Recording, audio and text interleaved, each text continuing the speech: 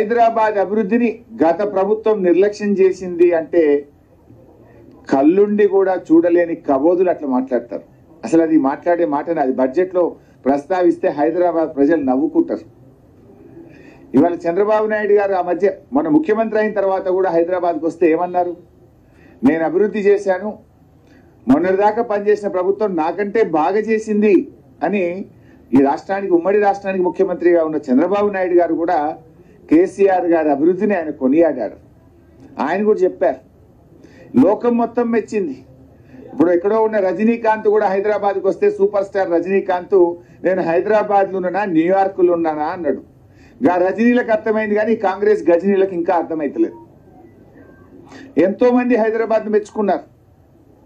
వాస్తవాలు చెప్తే ఆ బడ్జెట్ ఒక అందం ఉంటుంది, ఒక బాధ్యత ఉంటుంది.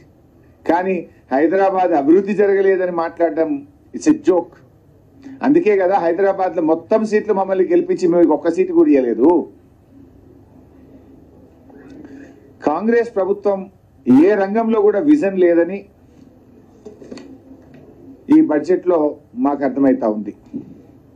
గత ప్రభుత్వాన్ని నిందించడమే తప్ప ఎన్నికల్లో ఇచ్చిన హామీలపైన దాటవేత వైఖరిని ప్రదర్శించారు. కేసీఆర్ ప్రభుత్వం యొక్క ఘనతలను తమ ఘనతలుగా చెప్పుకునే ప్రయత్నం చేసి అభివృద్ధే జరగలేదు ఈ 10 ఏళ్లలో అని మాట్లాడినారు. అంటే వాళ్ళకే కాంట్రడిక్షన్. వాళ్ళు ఇచ్చిన ఎకనామిక్ సర్వే బుక్లో కానీ వాళ్ళు ఇచ్చిన ఈరోజు బడ్జెట్లో కానీ ఏముంది? ఈ దేశంలో తలసరి ఆదాయంలో తెలంగాణ ఆ గోవా సిక్కిం తప్పితే దేశంలో నంబర్ 1 స్థానంలో తెలంగాణ ఉంది. మేము అధికారం చేపట్టినాడు తెలంగాణ 13వ స్థానంలో ఉండే.